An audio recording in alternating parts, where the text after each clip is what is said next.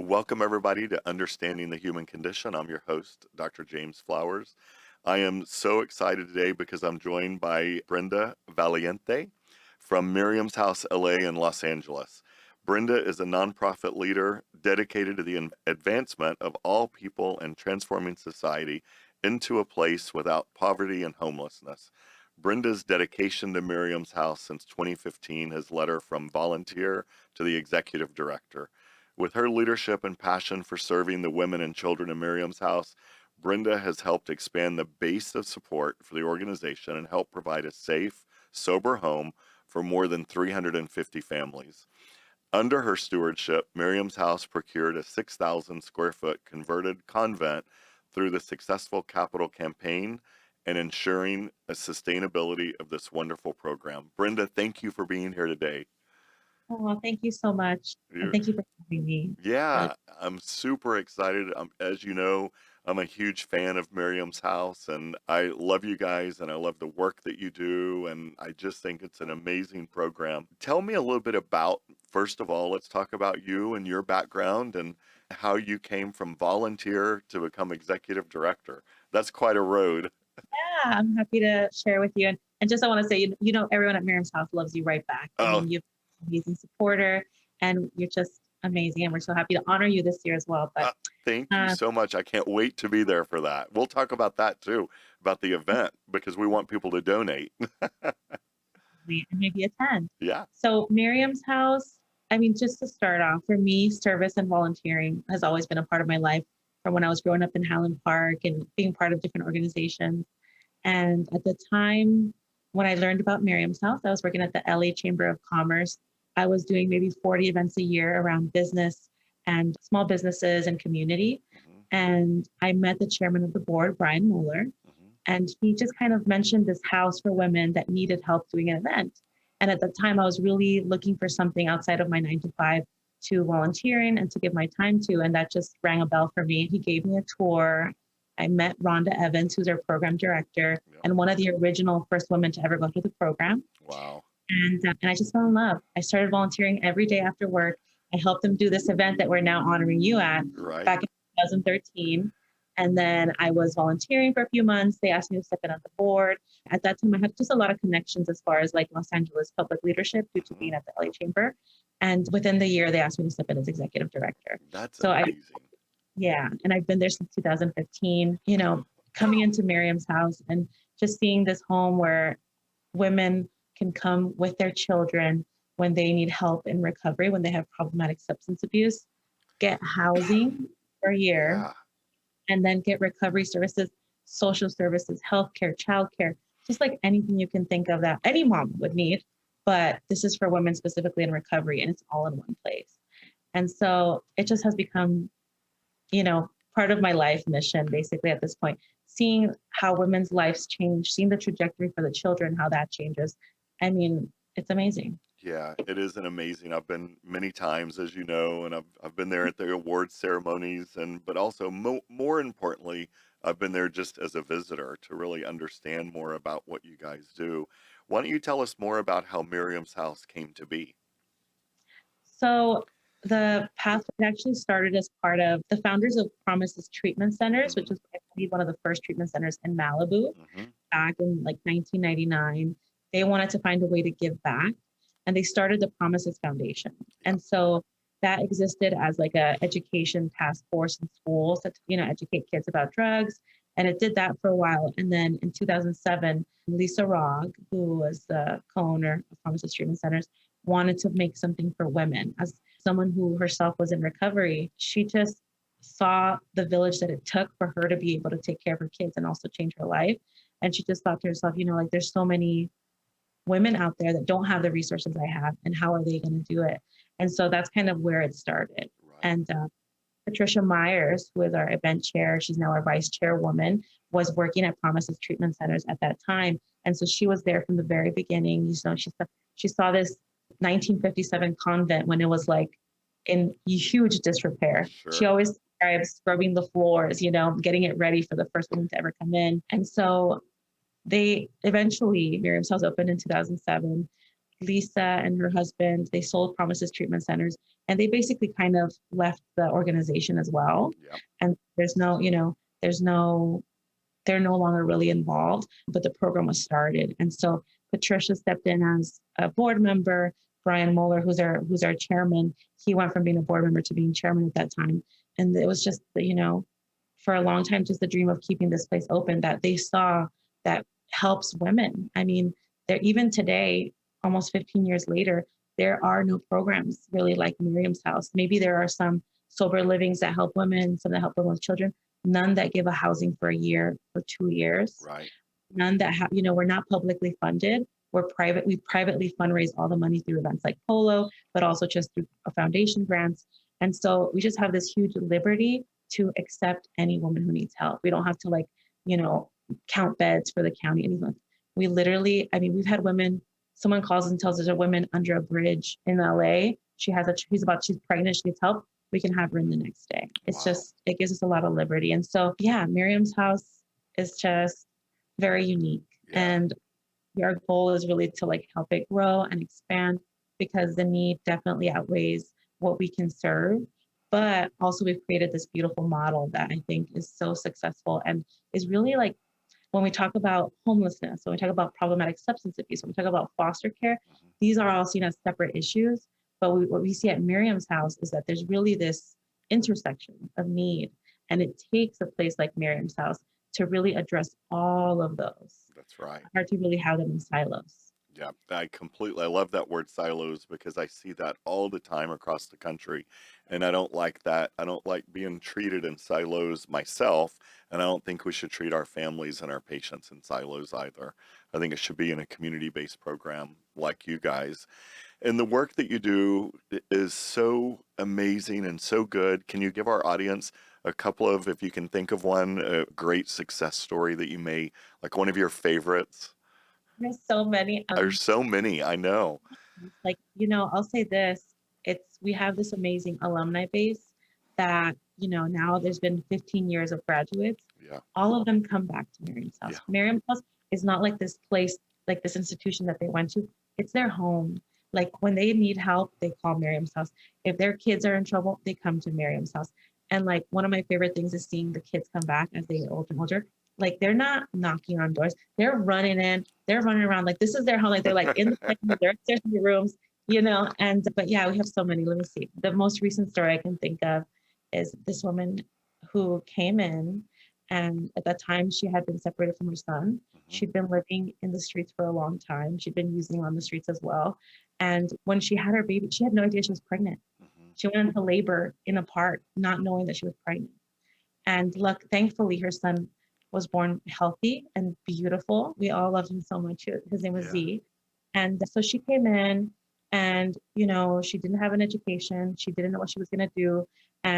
But what I do remember is she was just so grateful to have a place where she could kind of start getting the services and figuring things out. Yeah. So that year that she was at Miriam's House, she started off not having a job, not knowing what she was going to do, not even having her son. Within 6 months, she had custody of her son. Her son was living at Miriam's House. Yeah. Within 6 months, she was already enrolled in a program. So it was like a tech degree. And part of allowing her to do that was on Mother's Day every year, we do scholarships. We ask the moms to submit a proposal, a budget. What have they been doing towards this goal? And it's a challenge, it makes them think okay, what to do. And so we gave her a scholarship. She enrolled in it. By the time she graduated, she had secured work, her own place, and her case with DCFS was closed. Wow. And now I can tell she's out there making $90,000 a year. She has her own. Way. Her son is in one of the best school districts in Los Angeles. It's just, and we just love her and we love him, and there's so many stories like that. Yeah. It's just, I think that for me, when I came into Miriam's House, what I saw the most was moms are seen as this figure of they have to be able to do everything. They have to have it all together. And when a woman who is a mother, who's a caretaker, needs help, it just adds all this shame, stigma, difficulty. Once DCFS gets involved and takes your children, it's so hard. Yeah. If you're not in a place like Miriam's House, or you're not connected to people who know how to navigate that child welfare system, it could take years to get your children back. I've been in court with some of our ladies. And like, you know, the people who represent the state want to call for complete removal of parental rights. And it's just like, you know, that and just the generational toll of that. I Right. mean, it's too much. So I don't know how people outside of our program are doing it. And so for me, that's so much motivation, right? To like keep doing what we're doing and also hopefully expand at some point. And you know what? You just said, I don't know how people outside of this program are doing it. And my point is, not very many people are. And what you guys are doing is just such a gift. And how many families a year or even a month do you treat and work So with? at any given time, so our capacity is 15 families, and it's a mom and up to 2 kids. On a case by case, we'll do a mom and up to 4 kids. We have Wow. to get creative with that. But right since COVID, we brought that number to 12. And we increase it as needed. You know, like if someone needs help, we're going to figure it out. Sure. But the reason for that is obviously staffing. I mean, we've had COVID take us all out on Yeah. more than one occasion. Yeah. And we figured that 12 is a better, from a clinical standpoint, sustainable, manageable. Once you have 15 women, some of them in very early recovery, some of them a little older, it can be, It's rough. I'm sure you could tell some stories about that as well. oh my gosh. We can all tell stories about that from our own treatment centers, not even just what you're working with, right? It's just the nature of living together and housing is difficult in itself. Yeah, Yeah. You know, are you at liberty to talk about the financial needs of Miriam's House and what it takes to operate Miriam's House and how we can individually help what an institution that is serving 15 families a month or 12 to 15 families a month that has been there for many, many years and is going to be there for so many years in the future that really runs on nothing other than donations, if I'm right. that's correct. Yeah. Yeah. So yeah, I'm happy to talk about it. We're a nonprofit. So everything about our financials is public and Yeah. I'm share it. So we have a tight, lean budget. Our annual cost to do this is $600,000. Yeah. It's like right around there, you know, with some ups and downs because of inflation and really staffing. So if you just divide that, I mean, per month, it's less than what? Less than 50,000 Yeah. or something like Yeah, 50 something. Yeah. that. So 50,000. And that provides housing for all the families. We provide food, we provide counseling. You know, we have childcare on site for when the women are in their meetings, you know, legal support. It provides everything, like That's everything. amazing. So you have Yeah. volunteer attorneys that come in and help. Is that how you provide the Ooh. legal? Yeah. Yeah. So part of it is that. The other part is just like even our staff going to these court meetings and going to these hearings and just being like and writing letters and support, being like, this woman has been in this program. She's been sober this many days. We have a list of days that we tested her. And not only that, we can vouch that she's trying to change her life and she's showing up for her children in recovery. Yeah. And then also our staff are all, I can't remember the terminology, but like they're certified by the court to do visitation. Mhm. So like and we have a playroom on site and a back. I know you've seen our Yeah. backyard, Oh, our I playground. love the backyard. Yeah, we love it too. Like, you know, there's just all that safe spaces with trained staff to make sure that the moms can visit their kids. When you're separated from your children and you're trying to get visitation, you're trying to like even just getting to the place where you can visit your children is like a struggle. Like I want to share this one very recent case where we had a woman come in when she was pregnant. She had open DCF cases with other children.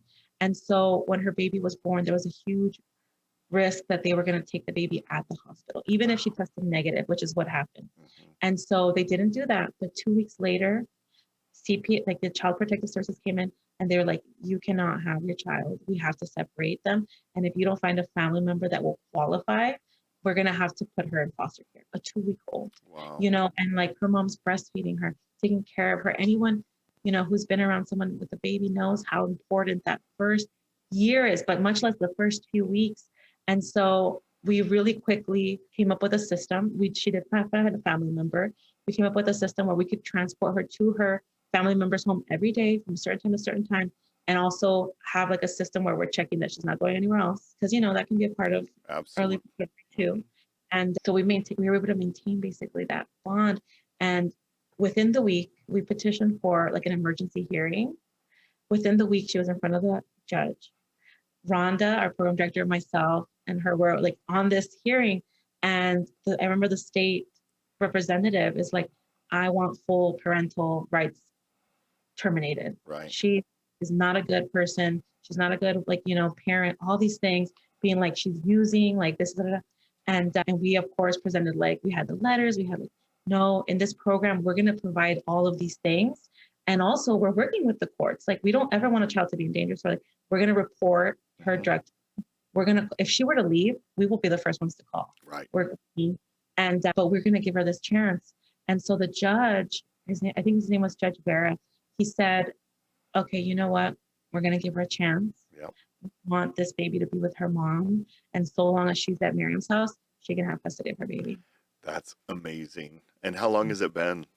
It's been like 6 months since Yeah, then. that is great. That woman is in school. She's literally going to have a job interview this week.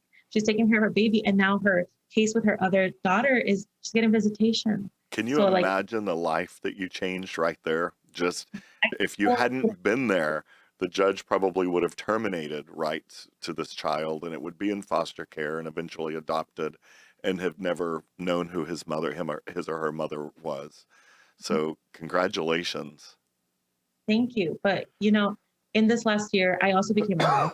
Congrats. And so, no, thank you. And so part of that is just like, what would I do if he took my baby out of my hands? What if I made a mistake and like, or, like if I'm sick, what happens if I'm sick, and I can't take care of my child and then you just take my child? Yeah. What would I do? I would lose my mind. Yeah, I am So, just stunned at what you guys are doing and the work that you're doing. And you're right. Without you guys being there, so many families would be torn apart. Women would be on the street. That woman may still be living in the park where she was found, and or possibly even dead from an overdose, which you and I see all the time. And again, you're driven by donations and you're driven by fundraising events. Talk a little bit about, I think you said you helped found it, which is Polo in the Palisades, your annual fundraiser. I didn't help found it. The first time it's in its 15th year. I want to say the first time I was there was in its like 11th year. So Okay. I've been doing it 7 years now. And so Polo in the Palisades is really our biggest event of the year. It's how we fundraise a big chunk of our annual budget. Yep. And like, it's a beautiful space where the treatment industry, as you've seen, as you've been so much a part of, really steps in, especially the high-end luxury treatment environment, and like buys a table, comes. It's kind of like a networking type of situation as well, but all in support of Miriam's House. Every dollar donated to Polo in the Palisades goes to Miriam's House. And sometimes people come, right, as part of their trip, and they have no idea that it's for Miriam's House. They're just like, oh my God, this amazing event. We're in the polo field. There's a polo game. And, it's just a beautiful day over at Will Rogers. This year it's going to be Sunday, September 18th. And obviously we're honoring you for your amazing work. And yeah, it's just a beautiful day. We do a live auction. We do our awards ceremony. We have a silent auction. And it's just fun. It's beautiful, fun. It is an amazing day, and you're right. I've met so many people there and networked with so many people over, gosh, so many years there. And some people do come and they're like, "No, what is this for?" And it's like, "This is for Miriam's House," and they learn about Miriam's House, and then all of a sudden they're buying auction items, and people get caught up in the silent auction and they get caught up in the live auction. I remember one year I bought a trip to Africa, which on the auction, and you know what? I never took that trip. I was just telling someone the other day, I said, I cannot believe at Polo in the Palisades a few years ago, I bought this trip to 14-day or 28-day trip to Africa, and I still have the certificate and I never used it. And which is fine because the money was so important, right? And what it went to. And that's what it's all about. And you guys get donations for the auction from a number of sources. Yes. Yes. And I mean, you've also even contributed to items for our silent auction and live auction. Yeah, no, it's every little piece and for this year, it's, probably due to your popularity and your fellow honorees, but it's a big Polo in a few years. I mean, as of right now, we've sold, I want to say like about 600 tickets. Wow. That is amazing. I'm so excited. Thank you. That is so cool. Thanks for letting me know that. And yeah, the other honorees are absolutely amazing. I know Rick Hubbard is being honored this year for his lifetime work that he's done, and he's an amazing, great friend of mine. Who else is being honored this year? Dr. Joanne Barron. Oh, I love Joanne. And then we're also honoring this organization called Have a Soul. Hmm. And the son, a mom in recovery, and her son is actually the one that founded it, after having the experience of being in shelters growing up. Hmm. He was older, successful, and had a, sneakerhead, as they say, like sneaker collection. And he realized one day, like, it's better to give. And so he gives shoes. He came to Miriam's house. He gave all our kids shoes.